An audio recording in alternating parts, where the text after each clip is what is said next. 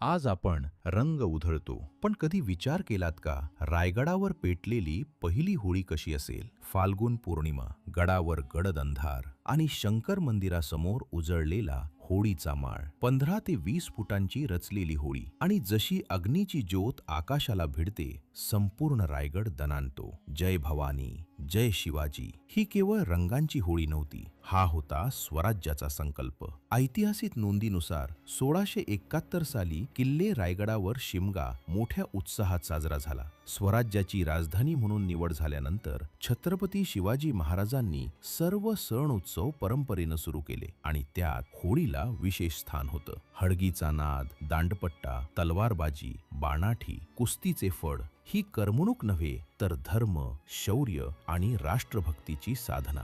समोर उभे स्वतः छत्रपती शिवाजी महाराज, मावळे, नागरिक सगळ्यांच्या डोळ्यात स्वराज्य